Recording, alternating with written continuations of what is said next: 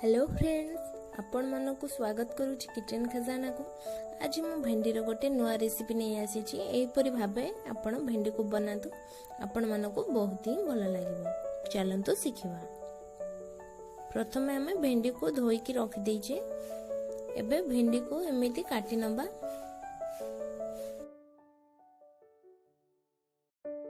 प्रथमे भेंडीर आग पछ अलग कर दियंतु। तापरे एमती लंबा लंबा भाव में भेंडी को काटी दियंतु। तापरे यार मंजी गुड़ा को अलग कर दियंतु। मंजी रहा द्वारा भेंडी टिके लालुआ हो जाता है एवं क्रिस्पी हो न था।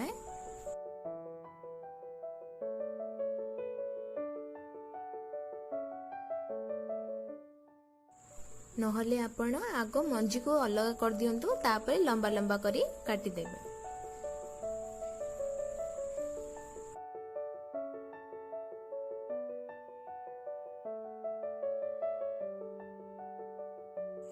देखंतु मु अबे भेंडी को लंबा लंबा करी काटी नेछि।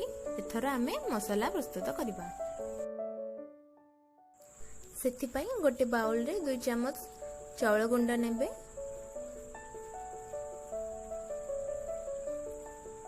एवं 4 चम्मच बेसन नै जिवे।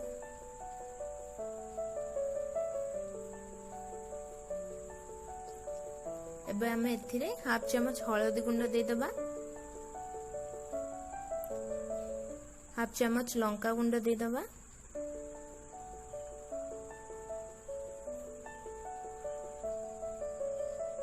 हाफ चम्मच धनिया गुंड और जीरा गुंड हाफ चम्मच दे दबा।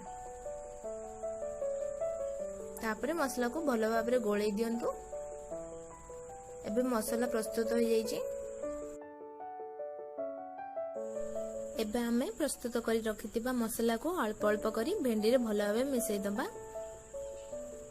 एबे आमे एथिरे लूण पकैबानी फ्रेंड। लूण पकैबा द्वारा भेंडी पानी अंश बाहरी पड़ता है एवं भेंडी लाडुआ हो जाता है। सेतिबे आमे लूण लास्ट रे पकैबा। देखंतु मसला एबे भेंडी रे भलो भाव मिसी जाइछि। एबे आमे 2 चम्मच तेंतुली रस दे दबा। आपण चाहिले लेंबू रस किंबा आमचूर पाउडर मध्ये दे परिबे। एबे आमे एथिरे स्वाद अनुसार लूण पकैकी गोळै दबा।